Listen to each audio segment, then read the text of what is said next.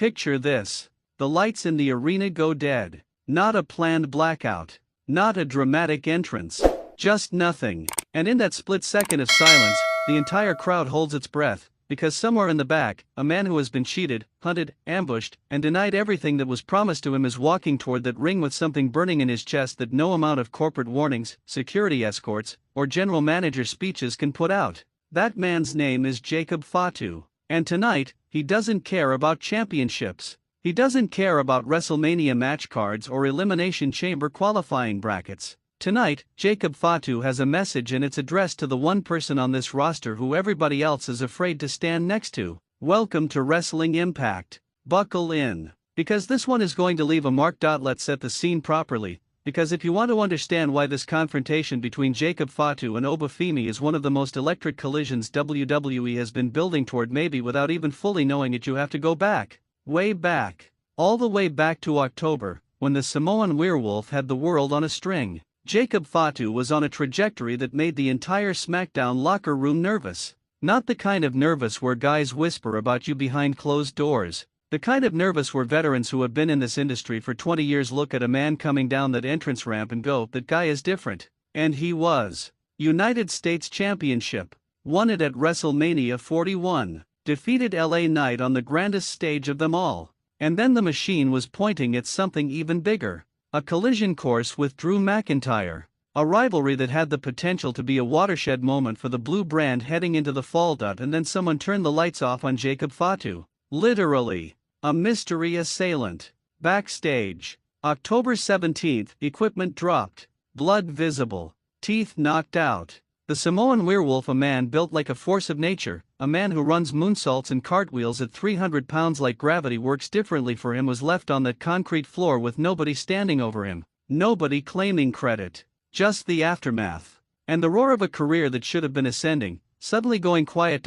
Now here's the part that makes this story different from your average injured superstar returns narrative. Jacob Fatu didn't come back timid. He didn't come back asking questions quietly, playing it safe, waiting for the right moment. He came back all gas, no breaks his words, and he immediately locked his sights onto Drew McIntyre, who, whether by coincidence or design, has had his fingerprints near every moment of misfortune in Fatu's recent life. The Scottish psychopath. The reigning undisputed WWE champion heading into the post-elimination chamber world. A man who sat in a private luxury suite on SmackDown and grabbed a microphone just to taunt Fatu from a distance, grinning that infuriating grin while Jacob was being held back by security down below. All gas, no brakes, McIntyre said, leaning into that microphone from his elevated suite like a king surveying peasants. More like all bark, no bite. What are you gonna do about it? And Fatu launched himself toward the barricade, sending security scrambling, the crowd erupting, the energy in that arena shifting from television show to something primal.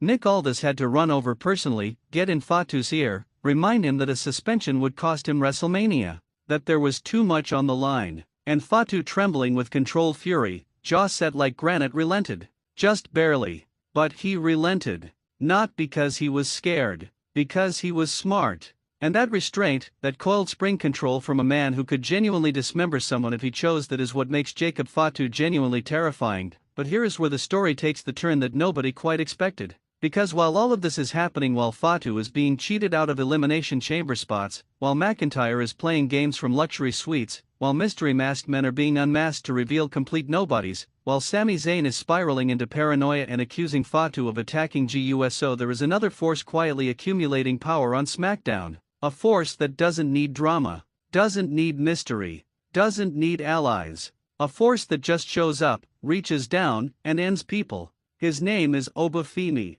And right now, he might be the most important man on the entire SmackDown roster. Oba Femi is 27 years old. 27. And WWE officials have described their reaction to his recent main roster run with one word: unbelievably impressed. Think about what that means coming from a company that has seen literally everyone walk through their doors. He dismantled The Miz in seconds flat, telling him with that cool, sovereign calm, "You do look like a dead man." He defeated Kit Wilson after making him read his own poetry back to him, entertained by the whole spectacle like a man who is completely at ease with his own power. He squashed Johnny Gargano on a Friday night in Portland while Johnny was out there trying to remind himself and the world who he was. And Gargano Johnny Wrestling, the heart and soul of NXT for years, got his answer quickly. He is not Oba Femi. Nobody on this roster is Oba Femi. Raw wants him. SmackDown wants him. Both brands came with contracts. And the ruler has been moving at his own pace, making his own decisions, because that is what rulers do. The crowd has figured it out faster than the booking sometimes has. When Brock Lesnar issued an open challenge from a WWE platform and Paul Heyman stretched 30 seconds of content into 5 cinematic minutes, the arena didn't chant for LA Knight. They didn't chant for Damian Priest or Randy Orton or any established main event name. They chanted for Oba Femi, a man barely months removed from NXT. A man whose entrance music alone draws a reaction that veterans spend entire careers trying to manufacture. The people know what they're watching. They can see a phenomenon being built in real time. And they are screaming for WWE to let him run. So now let's put these two men in the same arena. Same air.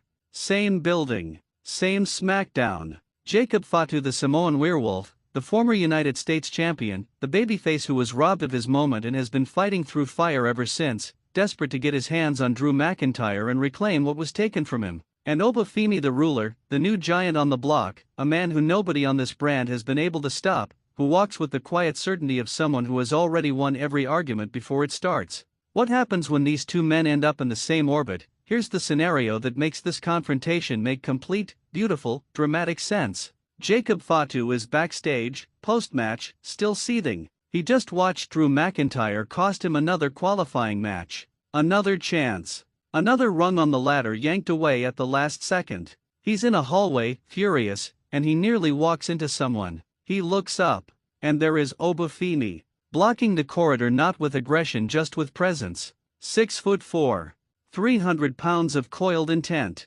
just standing there. And there is a moment, a real, crackling moment where both men look at each other and understand something that no announcer needs to say out loud. These are the two most physically imposing forces on this brand right now. And neither of them has the thing they want most. Fatu squares up. Not hostile, exactly. But not backing down either. He looks at Oba the way you look at a mountain you're not sure you can climb. And he says, low and deliberate, "You've been watching what's been happening to me. It's not a question." Oba doesn't flinch. Doesn't smile. Just holds that gaze and says, equally measured, "Everybody's been watching." Fatu steps closer. Then you know what McIntyre is. You know what he does to people on their way up. Oba is quiet for a moment, the kind of quiet that fills a room. Then he says, "I know what he does. And I know what I do." The implication hanging in the air like smoke. He doesn't need Jacob Fatu's war. He has his own. And that is the ignition point. Because Fatu isn't just venting. He's probing. He's a chess player wrapped inside a wrecking ball. He's looking at Oba Femi and seeing something he hasn't seen on this roster since he first arrived, someone who isn't afraid of him. Someone who doesn't flinch when he steps close. Someone who might actually be able to do what he cannot do right now, walk straight through Drew McIntyre like he isn't there. And that recognition, that mutual acknowledgement of power between two apex predators, it's the kind of thing that can go one of two directions. Alliance. Or war. And right now, it is teetering on the edge of both. The fan reactions to even the suggestion of this collision have been volcanic. Go on any wrestling forum right now and the discussion is the same. People are desperate for this. Not because they want to see it rushed into a 5-minute TV match, but because they understand what it represents. Jacob Fatu is the future of SmackDown's main event scene. Oba Femi is the future of SmackDown's main event scene. And they both know it. The question isn't whether their paths will collide, the question is when, under what circumstances, and who will be left standing. Wrestling history is full of these moments where two stars are clearly being shaped by the universe to intersect, and the best storytellers know to let that collision breathe. Let it simmer. Let the audience feel the inevitability. Because when it finally happens, when Jacob Fatu and Oba Femi stand across that ring from one another, no allies, no interference, no mystery attackers or luxury suites, it is going to be one of those matches that people remember. The kind of match that ends up in highlight packages years from now. The kind of match that defines an era. But let's not skip past what makes the confrontation itself so compelling even before a match is made. Because Fatu isn't confronting Oba Femi out of jealousy. He's confronting him out of something deeper and harder to name. Recognition. Respect. And maybe, just maybe, a warning. Because Jacob Fatu has been on this road. He knows what it looks like when someone on this roster starts ascending quickly. He knows the target that gets painted on your back. He's lived it. He's still living it. And whether he's offering Oba a heads up or staking a territorial claim or simply sizing up the next mountain he has to climb, the message is the same. I see you. I know what you are. And this brand isn't big enough for both of us to reach the top at the same time. Oba's response to that kind of energy is what separates him from almost everyone else on this roster. He doesn't get rattled. He doesn't puff up with fake bravado. He absorbs the moment, processes it, and answers with that trademark serenity that somehow reads as more threatening than screaming ever could. He has been called a feminist and a teddy bear in Kit Wilson's poetry, and he responded by making Wilson read him another poem. He had The Miz try to talk his way out of a beating, and Oba turned it into a 30-second masterclass in quiet dominance. This man is not moved by noise. And for someone like Jacob Fatu, who carries the weight of his family's wrestling legacy, who has his uncle Roman Reigns watching, who has the entire Anoa'i family history sitting on his broad shoulders, meeting someone who simply cannot be intimidated is the most fascinating problem in the world. Here is what makes this important beyond just the entertainment value, and trust me, the entertainment value alone is enormous. Both Jacob Fatu and Oba Femi represent something WWE desperately needs as it rolls toward WrestleMania 42 in Las Vegas. Fresh main event energy. Cody Rhodes and Randy Orton is a story worth telling. Two legends, genuine history, compelling character work. But the SmackDown undercard, the midcard, the future of the title picture that needs new blood at the top level. Not midcard, not filler, not background characters in other people's stories. Stars who can carry a premium live event main event on their own. And these two men, 27 and 33 respectively, both with ceilings that nobody has found yet, are exactly that. Jacob Fatu is a future world champion. That is not hyperbole.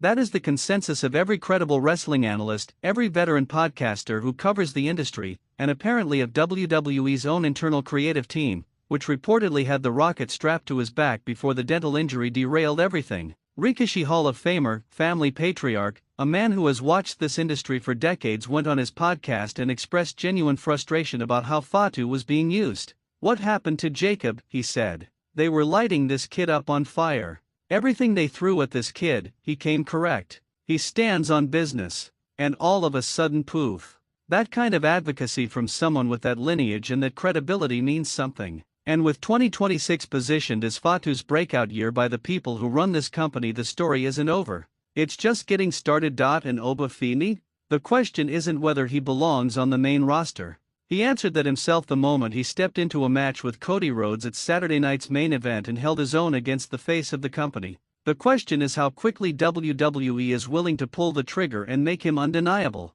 Fans are already there. The arena in Florida chanting his name when Brock Lesnar's challenge was issued. That was organic. That was the audience telling WWE, we have decided. He is one of us now. Don't mess this up. So when Jacob Fatu steps into Oba Femi's orbit, when those two forces are in the same hallway, the same ring apron, the same building, the entire SmackDown landscape shifts. Because every other superstar on that roster is watching. Nick Aldis is watching. Drew McIntyre, wherever he is watching. And somewhere in Las Vegas, the people who decide what happens at WrestleMania are watching. Because the confrontation between Jacob Fatu and Oba Femi isn't just a moment. It's a signal flare. It's both men saying simultaneously, in their own ways, I am here. I am ready. And whatever happens between now and the show of shows, you are going to have to come through me to get there. The road to WrestleMania 42 is paved with outstanding storylines. Cody Rhodes defending everything he's fought for against Randy Orton, Jade Cargill and Rhea Ripley in what promises to be a physical masterpiece. The mystery and mythology of the Vision arc still casting its shadow over Raw. But on SmackDown, on the blue brand that has been building quietly, steadily, with new stars being forged every single week, the most electrifying story might just be the one between a man who has had everything stolen from him and is not willing to let it happen again, and a man who has never needed anyone's permission to take what he believes is his. Two futures. One brand. One collision waiting to happen. Jacob Fatu confronted Oba Femi because he had to. Not out of stupidity or impulsiveness, but because when you have been betrayed, hunted, ambushed, and denied for months on end, and then you look up and see someone walking freely in the direction you were supposed to be going, you say something. You plant your flag. You make sure the world knows that you are still here. Still dangerous. Still coming for everything. And Oba Femi responded the way the ruler always responds, with the calm of someone who has already done the math. He sees Jacob Fatu clearly. He respects what he represents. and he is not moving out of the way. This is Smackdown in 2026, ladies and gentlemen. This is what the future of professional wrestling looks like. And it is absolutely stunning that if you watch this go down and you are not buzzing, if your heart isn't running a little faster right now, I want to know what wrestling show you think you're watching. Because this is it. This is the storytelling. This is the character work. This is the reason we have been fans our entire lives. Two men, built different from everyone around them, standing at the crossroads of legacy and ambition, and choosing to face each other instead of looking away. Drop a comment below and tell me whose side are you on? Are you riding with the Samoan Werewolf, with the hunger and the fury and the family legacy of Jacob Fatu? Or are you ready to pledge allegiance to the ruler, the 27-year-old phenomenon who the entire wrestling world is just beginning to understand? I want to read every single one of your responses. And if you are new to Wrestling Impact, welcome. Hit that subscribe button, ring that notification bell, because we cover every angle, every story, every moment that matters on this wild, beautiful, unpredictable journey through professional wrestling. We will see you in the next one.